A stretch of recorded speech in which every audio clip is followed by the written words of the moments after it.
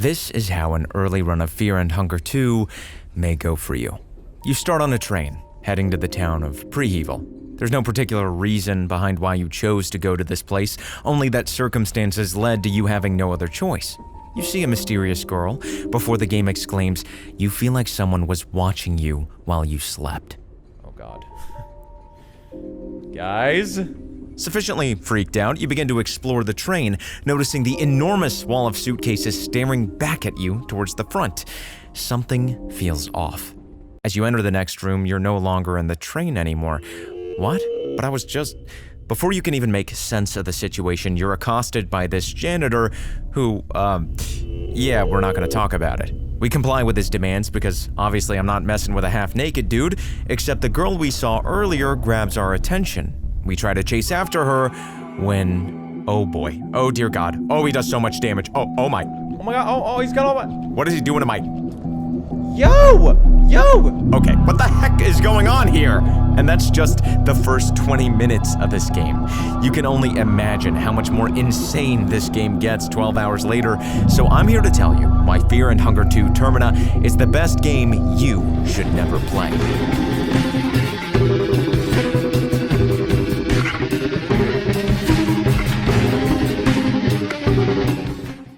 I know, pretty contradictory title, right? Let me explain. You see, my first introduction into the Fear and Hunger games was from a channel called Super Eyepatchwolf, who made this spectacular video on the first Fear and Hunger game. And from what I had seen from that video, I really wanted to give Fear and Hunger a try, just because of how intriguing the game looked just watching his video, but the first one looked to be a bit too brutal for me, so I decided to start with the second game, as it's generally agreed upon that this one is basically Fear and Hunger 1, just better. I do plan on playing the first one now that I've gotten a taste of the second, because surprisingly, I got addicted to this brutal-ass game more than I ever thought I would, even if it can be really, really unfair at times. I can't look. I hate this yeah, I hate this game. I hate this game. I hate it. I hate it. I hate it. I hate it. I hate it. I can't do it. To the point where I wouldn't have recommended it to others. At least, that's what I thought in the beginning. You see, when you take a look at this gameplay, what are you thinking of? Probably something along the lines of, well, it looks like your run-of-the-mill traditional turn-based RPG, right, Biz? And oh, my sweet little friend, how wrong you'd be. Hey, nobody gives a shit what you want! Shut your mouth! You see, at a surface level, this game looks like a game where you recruit party members, obtain level-ups, gain better gear, and go on a seemingly innocent journey that turns into a fight against all-powerful gods, and everybody lives happily ever after afterwards, right? Well, actually, at least one of those things was somewhat right, but you couldn't be more wrong. This RPG is nothing like you've ever played before, and it's more than just the gore and other imagery that I'm talking about here. I think a big reason why I even got into this game in the first place was because of my love for Majora's Mask. No, literally, the game has a creepy moon, you have a 3-day time limit, and one of the core plot points behind the game is a festival you're forced to take part in called the Termina Festival. The plot of this game pulls you in immediately, and it's very reminiscent of Silent Hill to me in how it begins. At the start of the game, you can pick from one of several characters, kind of like a class system from Dark Souls, and this choice is more in-depth than you could ever know, but we'll get to that in a little bit. Once we've chosen our starting character, we're asked to give our character a little backstory. Depending on the choices we make, we can outfit our character with certain skills and items that you start with, giving your character a greater chance of survival depending on what you choose. Little tip, you almost always want to choose the morally wrong option. For instance, when I played as the Doctor, deciding to try and live an honest life versus learning to be a pickpocket was the absolute wrong choice. Being a pickpocket gives you an incredibly useful early game skill, whereas the honest life choice gives you nothing. If that isn't the perfect way to sum up the Fear and Hunger 2 experience, I don't know what is. The world you're about to experience is incredibly cruel, and there's no room for morals within it, and that's something the game conveys masterfully to you within the first 5 minutes. See? I didn't learn anything last time, but because I chose become a pickpocket, I learned loving whispers. Anyway, after the intro and this little episode that we talked about earlier, we're magically poofed onto the top of a tower. The moon and this weird little jester looking back at us. He informs us about the Termina festival, but doesn't really give us any more information than this general tip. Head towards the tower, and he sends you on your way. We wake up from this dreamlike state, and then boom, the game begins in earnest. When you exit the train, you're met with everyone else riding the train with you, and you realize, wait a minute. All of these people are characters I could have chosen on the character select screen as well. And that's when this game started to blow my mind a little bit. Whenever you choose a character, you play the game from that person's perspective, and everybody has their own backstory for coming to this town. You can imagine the replay value this game has considering that, but for now, let's continue onward. As you talk amongst the party, you decide to begin heading towards the village. That's what everyone else seems set on doing, and there's no use hanging around the train anyway. Besides, the tower seems to be in that direction anyway, and that dude in our dream told us to head over there, and that's the only real knowledge we have about the game so far. And on your way there, you encounter this. Again, this immediately sets the tone for what you're about to experience with Fear and Hunger, both from a gameplay perspective and plot-wise. I hadn't even encountered my first enemy yet, and the game already had me at the edge of my seat. And the very next screen, my suspicions reached a fever pitch. The woodsman just brutally murders this dude, and I did what anybody else probably would have done in this situation and ran my little ass away. Before running, you can hear him scream, "The festival is upon us," as he finishes off his target. Little foreshadowing for what this game is all about, that's for sure. Anyway, I still had no idea where I was going or what to do at this point, Right, and upon my first enemy encounter, I'm about to whoop that ass. Pesticide spray. Oh, canister. Oh, bruh, am I about to die? yeah, I was getting my ass kicked. I managed to run away, but the dude had managed to poison me and I had no antidote, nor did I have any idea where to get one, and so at 1 HP, I ran into a bear trap and let Karen, one of the characters in the game, unalive me. And that was how my first run of Fear and Hunger 2 ended. No legs, poisoned at 1 HP, ending in a pathetic way with me not making a single ounce of progress whatsoever. Or at least that's what I thought. You see, my second run went just as poorly. What in the f? This fire, you didn't hit him once. Marco wasn't doing it for me, so I switched characters to my main man, Levi. With his intro, you get to start with an all-powerful gun. Heck yes! And so you guys remember that woodsman we encountered on an earlier run where I knew I didn't stand a single chance? Yeah, well, with my newfound pistol, I went straight for him and blah blah blah blah blah blah! Oh, I got him! I didn't even have to take a single point of damage because I shot him down outside of battle.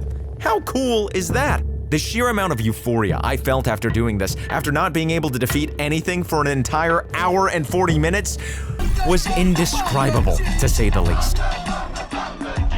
And I think this was the defining moment where the game had hooked me for good. Progress. Oh my god, progress.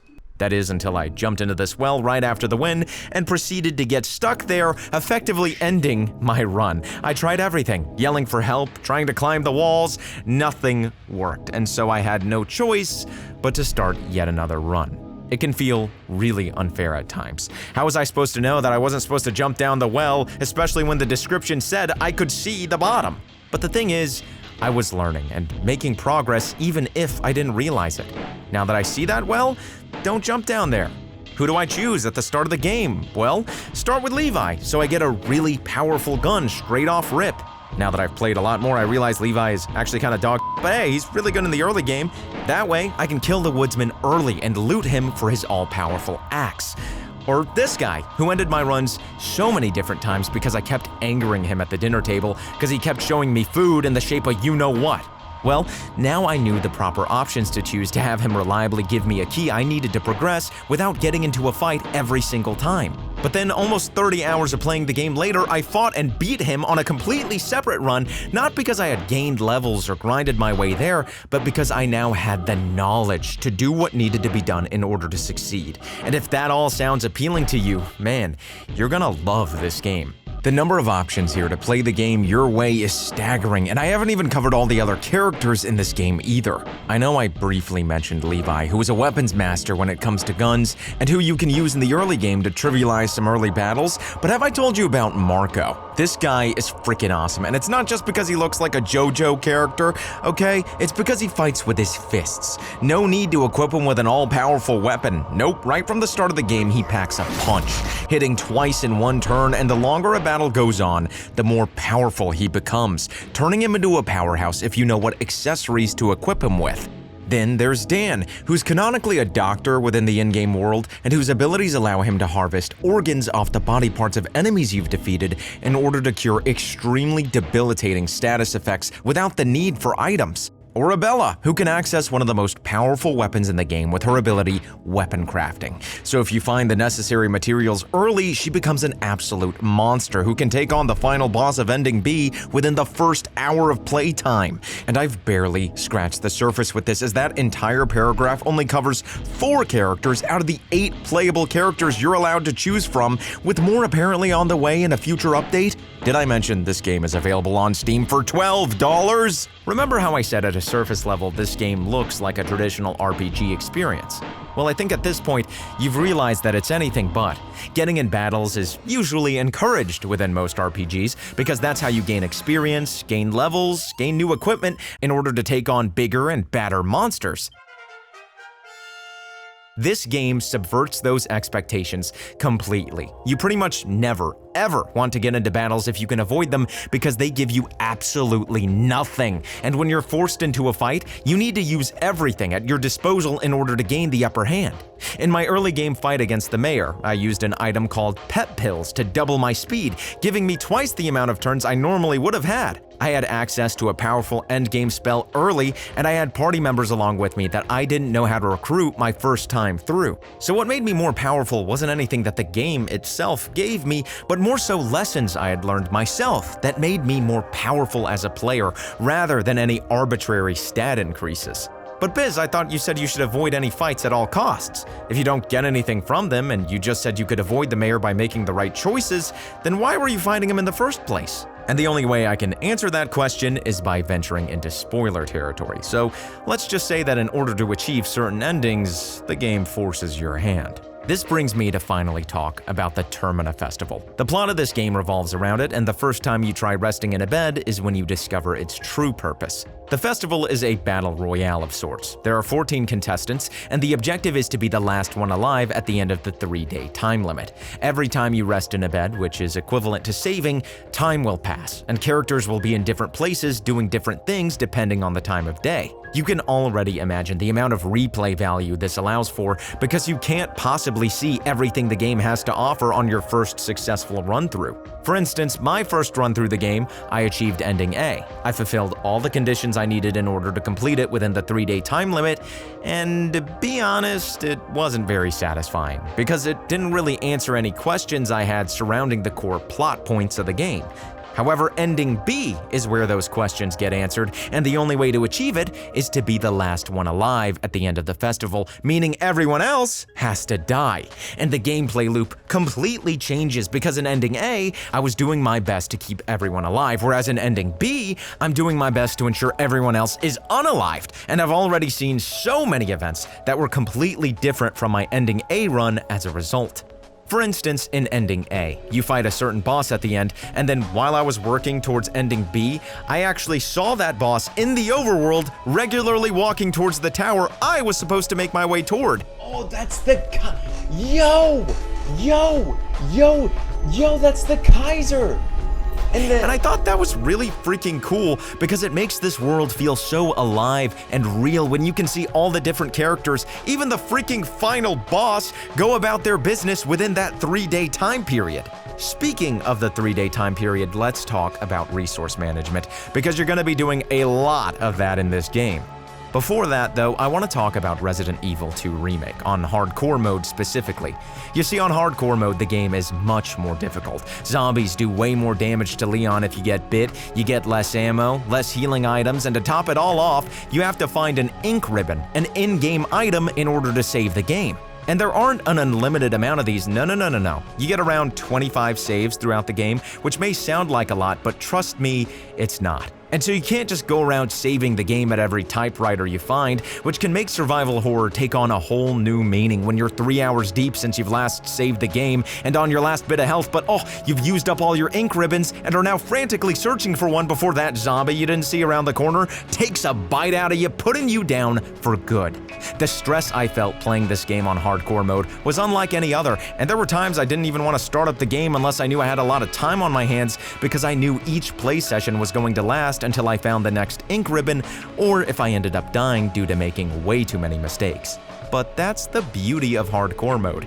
Even if you end up losing hours of progress, in reality, you probably only lost 30 minutes. Because on the next run, you can use the lessons you learned to circumvent obstacles that gave you trouble before, saving ammo where you used it up last time, or dodging that zombie because you know exactly where it is, and it can make for a super satisfying gameplay loop than what you would normally experience on the standard difficulty. And Fear and Hunger 2 takes the hardcore mode experience and runs with it. I already told you knowledge in this game is everything, and it's very much a game about trial and error. You experiment, trying different things, and sometimes things work, and other times they go horribly wrong. I almost stepped on that pressure plate. And so on your next run, you can adjust accordingly in order to go further than you did last time. The only catch is you have limited saves, just like the ink ribbon in Resident Evil 2. But you don't get 25 of them. Oh no, you get 8. Remember, every time you rest in a bed, time will pass in intervals. The first time you rest, it'll turn into the evening of the first day. The next time after that, it'll be nighttime. Rest again, and it will be the morning of day 2. Rinse and repeat until the night of day 3. Rest again, and then, something bad happens. And, I'm not telling you what. So Fear and Hunger 2 very much recreates that hardcore mode experience where I'm stressed out of my mind, barely hanging on to life with my characters, wondering if I should risk continuing onward to make more progress or just going ahead and saving my game so I don't have to stress out anymore. But do that too much and you've got a problem on your hands. Saving isn't the only thing that you have to resource manage. Your food, your sanity, all of it plays a part. Your hunger meter will constantly tick down no matter what you're doing, and if it gets too low, you'll suffer penalties. Your characters will be less effective in battle, and it can even get to the point where you're unable to walk, so you have to constantly keep your party well fed as a result. But food is a limited resource, and so the more mouths there are to feed, the more your supply is going to diminish. And given how tough battles are in this game, you almost always want a full party with you to increase your chances of survival. But sometimes, it may be better to stash your party at a safe area and go exploring by yourself to stock up on necessities and figure out where to go next, so that you'll waste less resources than when you're with a full party. That's not to mention your mind, which is a completely separate bar you have to manage, and each character has their own mind gauge, and if it falls below 50%, the game tells you this.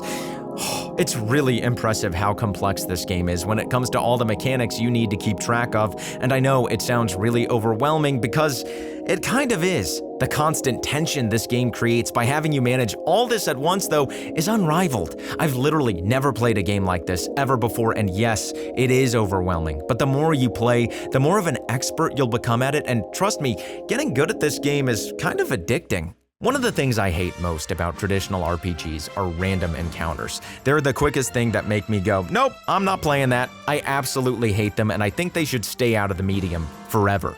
I get that they were used back in the day as a way to make a game feel longer than it is, but I literally cannot play a game with random encounters anymore. Final Fantasy VII, one of my favorite RPGs ever, I can't go back to the vanilla version. Seeing this every 3 seconds, oh my god, stop!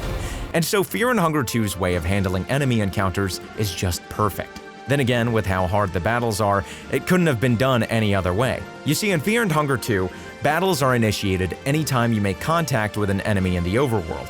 This isn't revolutionary by any stretch of the imagination, but what is really cool is that when you defeat an enemy, they stay dead. Remember what I said earlier about there not being really any reward for winning in battle? Well, that wasn't entirely true. In this game, part of the reward is that you no longer have to fight that enemy ever again if you overcome them.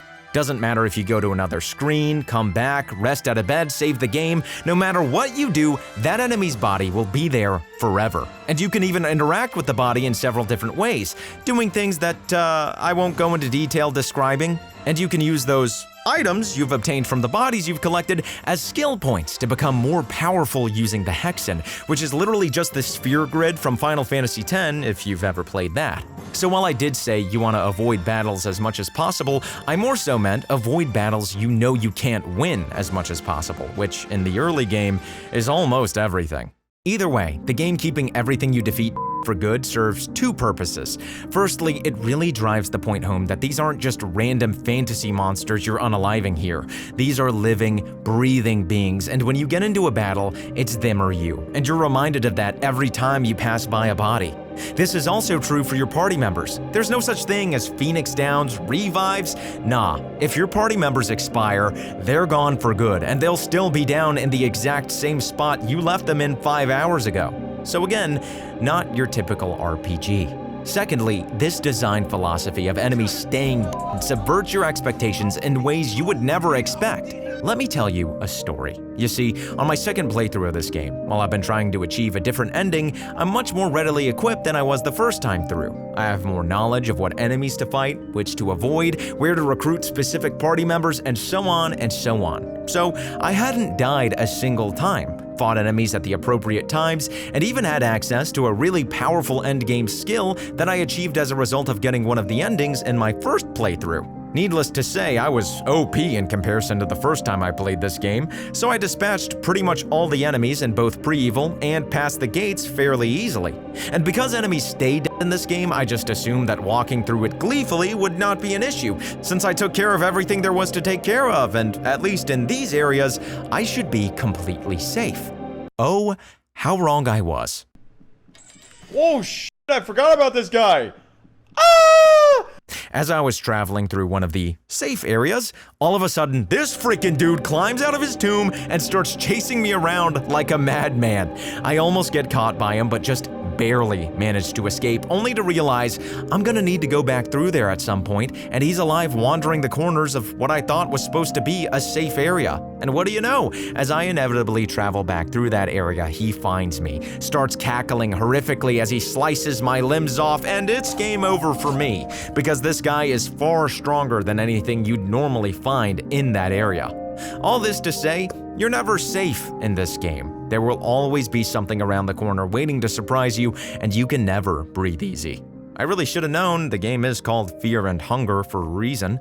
The battle system itself in this game is really rewarding in a weird way. It uses a system where every enemy has particular body parts that you can target, and depending on the enemy, you want to prioritize certain limbs before going for the torso or head, where attacking those regions will actually win you the battle.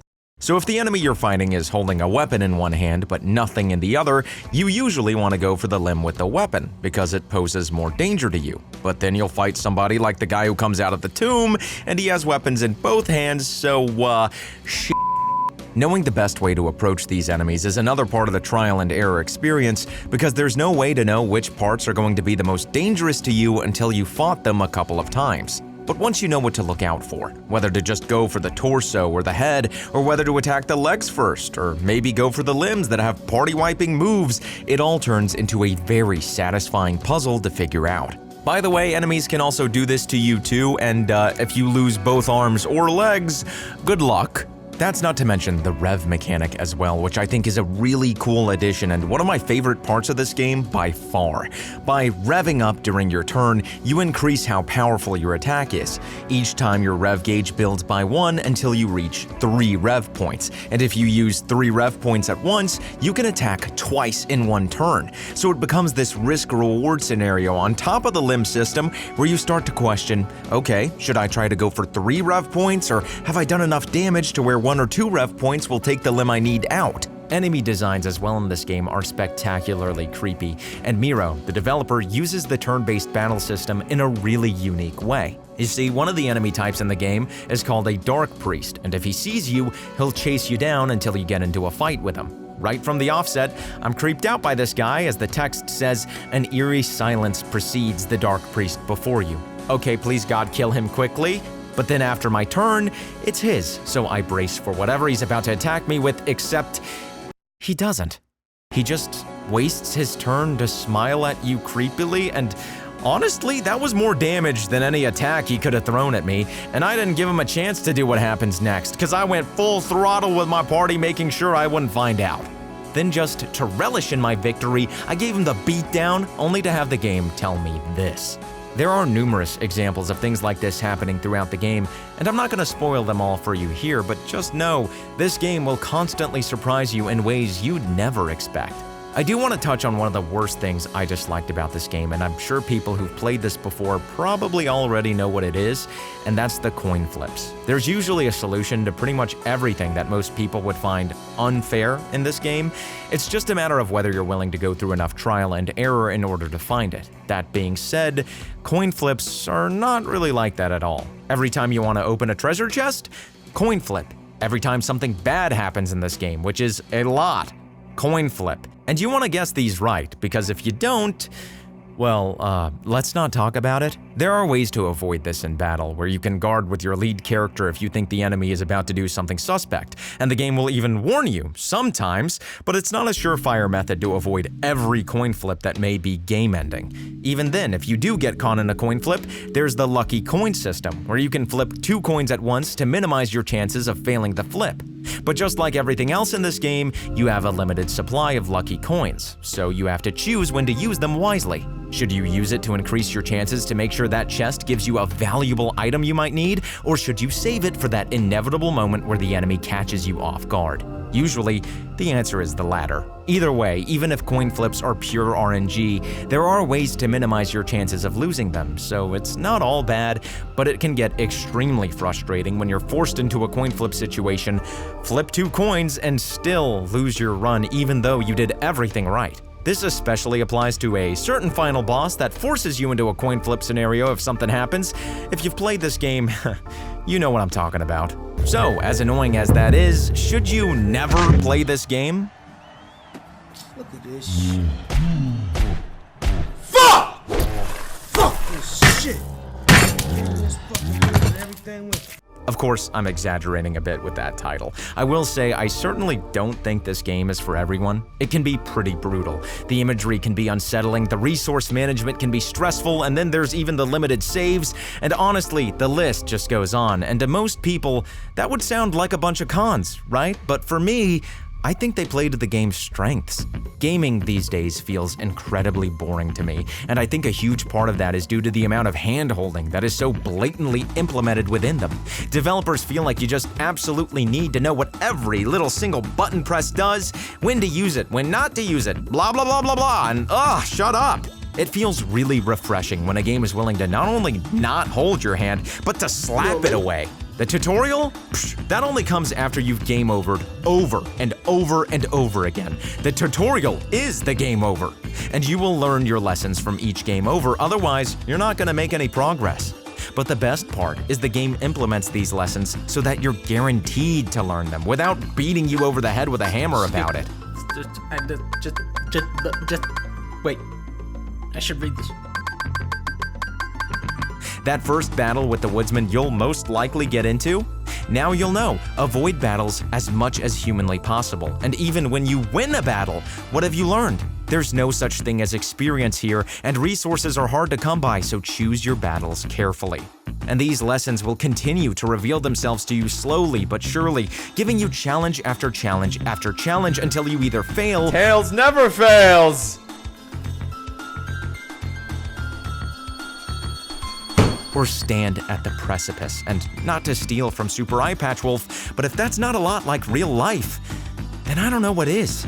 So yes, this game isn't for everyone. It can be cruel and unfair and bullshit, and at times you'll want to play literally anything else. But that feeling of overcoming what you thought was once an insurmountable challenge is what'll keep you coming back for more. All in all, I think that's a beautiful lesson for a video game to teach you, and is all the more reason why maybe, just maybe, you should actually play Fear and Hunger 2, Termina. Well, I think that's gonna about do it for me, guys. Thank you so much for watching this video. But before I let you guys know, I was streaming Fear and Hunger 2 here on the channel pretty much the entire playthrough, and we had quite a good time doing it, and I haven't played Fear and Hunger 1 yet, so I think I'm gonna stream that here on the YouTube channel as well. So if you guys might be interested in watching that, go ahead, hit that subscribe button, and ring that bell as well, because that's the best way to get notified of when I'm gonna be streaming Fear and Hunger 1 here on the channel. And yeah, I think that's pretty much it. Thank you guys so much for watching. Have yourselves a damn good one. Take care of yourselves, and I'll see you next time.